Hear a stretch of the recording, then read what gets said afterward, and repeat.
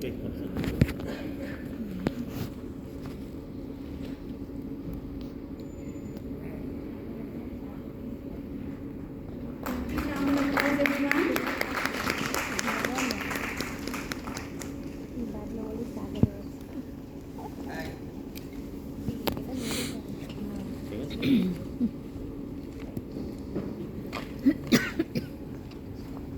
So, good morning and welcome all of you.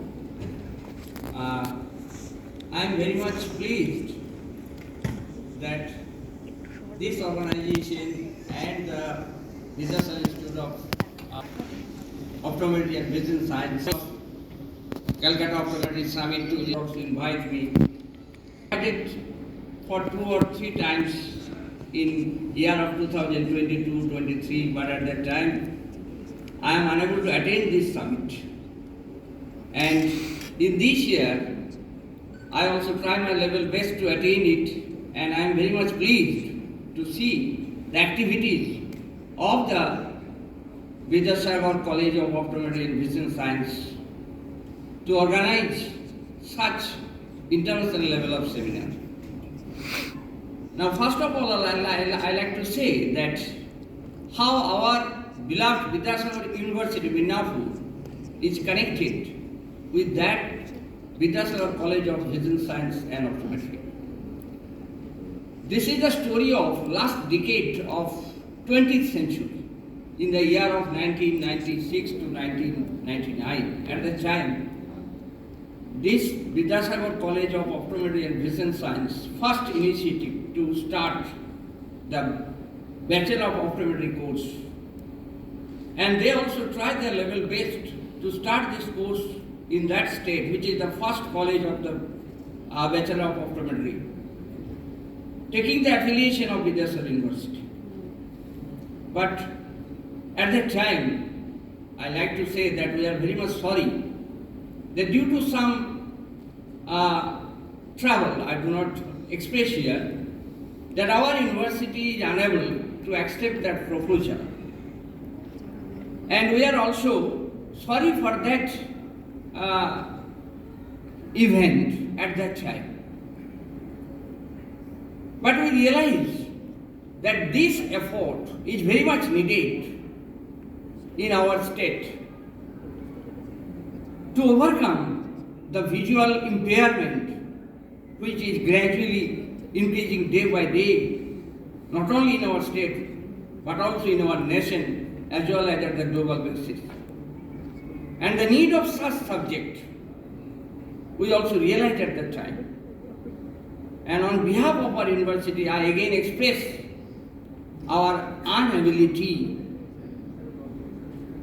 that at that time we are totally failed to approve that course under our university. This is our fault. But we have a soft corner to that health science, that is the Bachelor of Optometry. And from 2002, our university also started diploma course, that is the DOCA, Diploma in Ophthalmic Clinical Assistance. And we are also running that course from 2002 till now. The different faculties of Vidyasagar College of Optometry and Vision Science help us from that 2002 till now. Especially I like to mention Professor Devashish Kaur, Professor Shivaprasad Raut and other faculties of this institute also help us till now to run this DOCA. There are so many colleges of Bachelor of Optometry in our state, and as a Dean of Science as well as the coordinator of that paramedical courses in our Vidyasagar University, I am also connected with so many paramedical colleges in our state. And in all the colleges, I also heard the activities of Vidyasagar College of Optometry and Vision Science. They also honor this college. All the paramedical college who also run the Bachelor of Optometry also honor this college, that is the Vidyasagar College of Optometry and Vision Science. I also observed their activities for a few years. They also gradually developed their academic activities from bachelor course to master's course, and then they also tried their level best to settle their students in the different corners of India as well as outside India.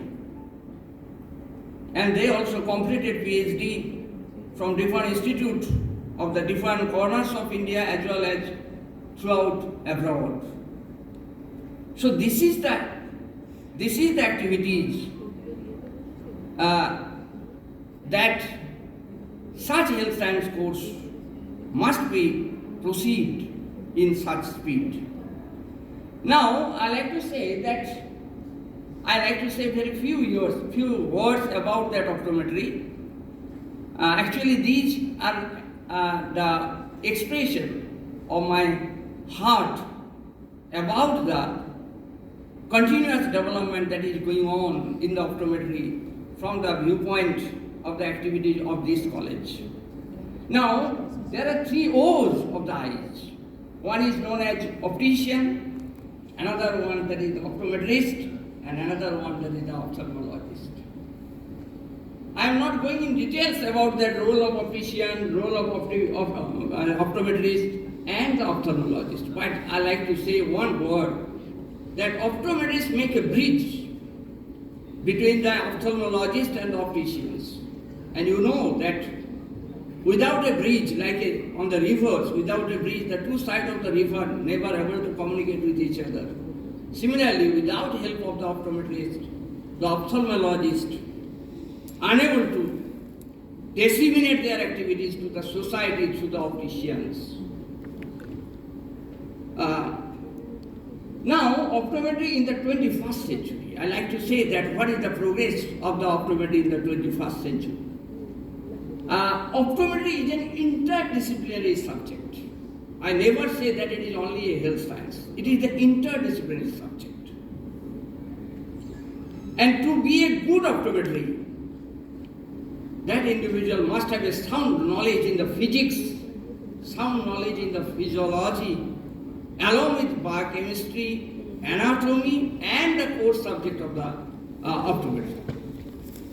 Without strong knowledge of the physics, without strong knowledge of physiology, without strong knowledge of the anatomy, one optometrist becomes unable to establish himself or herself in this present century, because it is a century of competition. So this interdisciplinary science can be developed when the faculties are also coming from so many disciplines, and they can able to contribute their thoughts, contribute their knowledge for the holistic upgradation of that optometry science. Now, major causes of the visual impairment. One is known as the cataract, uncontrolled refractive errors, which are also avoidable in time, age-related macular degeneration, glaucoma, and the diabetic retinopathy. And in all such fields, optometry make a great contribution in this aspect. Cataract, I am not going in details about that time limitation. This cataract, if you study their prevalence rate, 3 out of every 6 above the age of 50 years are suffering from cataract. And for this recovery of this cataract, the optometry has a great contribution. Similarly, that is the refractive errors. What are the refractive errors? There is also hypermetropia, myopia, astigmatism, and the presbyopia. And 133 million people blind or vision impairment due to such there is the uncorrected refractive errors. And optometrist has a great contribution to correct that that refractive errors. So similarly, myopia, 1 out of 6 children aged between 5 to 15 years are suffering from myopia. And for the correction of this myopia as well as the hypermetropia, in the urban sectors, along with the city and mega city, in the urban sector as well as in the rural sector, optometrists also continuously delivering their service to correct that myopia as well as hypermetropia. Similarly, press myopia, astigmatism, these are also other type of the refractive errors. I am not going details about that. Now, I like to say that eye health, I have already mentioned as an interdisciplinary subject, eye health is also associated with another allied health science, that is the nutrition. Nutrition has an important contribution for the visual health maintenance, where the vitamin A, vitamin C, vitamin D, vitamin E, lutein take an important role. Because most of this visual impairment is associated with oxidative stress, and you know that 21st century is the century of oxidative stress. There is high rate of production of reactive oxygen species due to our professional stress, due to our domestic stress, and these free radicals can able to destroy the different retinal cells like the rod cells, cone cells, bipolar cells, ganglionic cells. And to overcome this oxidative injury, by that free radicals, we can able to modulate our diet where the vitamin A, vitamin C, vitamin E are major antioxidants. So optometry, along with the treatment, along with the refractive error corrections, according to my knowledge, I like to say that optometry must give some advice to the patients for the diet formulation so that the synergistic effect, by that refractive error correction along with diet, we can able to rectify all such visual impairment. Similarly, zinc, that is also another constituent of the diet, which is an important reactive oxygen species scavenging molecule. And that zinc can also protect our refractive aberrations and others. Another component, omega-3 fatty acid. You know that at present omega-3 fatty acid is also present in the capsule. And this omega-3 fatty acid is present in the different fish oil. And it has an important contribution for visual health upgradation. Now I like to say that visual health service, that is first one, that the physical dimension. And in that physical dimension, the optometry has a great contribution. Another dimension of the visual health, that is the pharmacological domain, where the ophthalmologist along with optometry has a contribution. And surgical domain, that is only purely the medical one. And another one, that is the nutritional dimension, where the optometrist as well as the dietitian take an important role for visual health upgradation. Now, requirement of optometry in India, I am also searching that as per 2023 survey government of India, they also proposed that another estimated 1 lakh optometrists are required in India. And this is the result of 2023 survey government of India. So by this survey, we like to focus at what is the need of the optometry in this 21st century at the national level. Now, at the global basis, if we like to study that which country has the highest demand of the optometrist, the first one, that is the Japan. Japan also honored the optometrist at the best level. They never discriminate the ophthalmologist and the optometrist. And after that, the Denmark, USA, Norway, Hungary, where the demand of the optometrist has gradually increased. Now, in this 21st century, I like to say the development of any subject depends on the major two pillars. One is known as that is the employment opportunity, skill-based education. This is the first pillar for the development, for the progression of the subject in this century, and another one, that the research advancement. I hope that this optometry can able to fulfill both these criteria.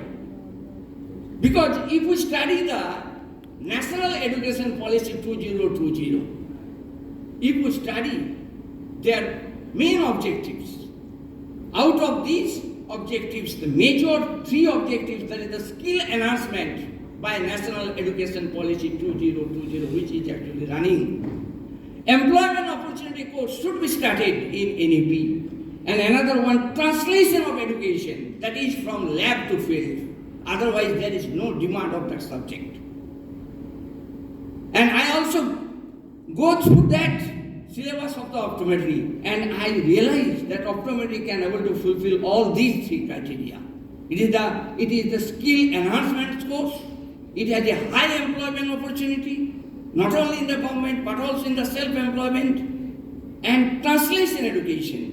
That is education which we gain the knowledge within this four-world institute. We can able to transmit this knowledge to the society for community health upgradation. And if we study the research, we know that there are mainly three dimensions of research. One is known as the basic research, one is known as the applied research, and another one is the action research. There is a vicious cycle among these basic research, applied research, and action research. Optometrists are purely action researchers. Because action researchers are those individuals that can able to solve the problem immediately. When the patient came to the clinic of optometry, they also solve it immediately. But like us, who are actually basic researchers, we solve the problem, but there are so many years are required to solve the problem, because to develop a drug, to develop a design, to develop a process, to develop a method, so many years are required. Similarly, in applied research, so many years are required to develop a particular subject, to particular product or particular technology. But action researchers can able to solve the problem immediately, and the community members who are actually suffering from that problem. So from that viewpoint, in NEP, there is a high demand of action research. And optometrists are also the purely action researchers. Now, research advancement in optometry in the 21st century, I'm not going in details about that. Artificial intelligence. At present, there are the two domains are flourishing day by day. One is known as the information technology, and another one is the health science. And in the 20th century, there is no communication between the information technology and the health science. But in the 21st century, there is a bridging. There is a collaboration. There is an interchange of ideas between the information technology and the health science. And the artificial intelligence, through machine learning, through deep learning, and by data science. This optometry and vision science will give a new dimension so that we can able to challenge the different abnormalities or visual impairment. Similarly, AI assisted, there is the artificial intelligence assisted optometry technology. And on the basis of that, telemedicine in the optometry is also developing. From a city or mega city, an optometrist can able to monitor, can able to give the diagnosis, can able to give the prescription and the suggestion to the patient who are actually in the rural sector. Similarly, we know that if the question may be raised that will optometry be replaced by artificial intelligence? As per my idea, I say no, never. Artificial intelligence never replaces the optometry, because artificial intelligence gives some way, and it also gives the opportunity to provide sufficient time for diagnosis by the optometry to give better healthcare service delivery to the patient. So actually, they are complementary to each other. They are not replaceable to each other. Similarly, digital imaging equipment, that is the optical coherence tomography, not technology, tomography, retinal camera, telehealth, wavefront technology, and the light adjusted lens. These are most modern techniques in the optometry. And by using these techniques in the health science, especially in the eye health science or visual health, the different impairment can be challenged, can be managed, can be rectified very easily. I also like to say that at present Indian Optometry Federation and Indian Council of Optometry that are also forming, and I hope they can able to form the proper guidelines for further development of this optometry. So thank you all.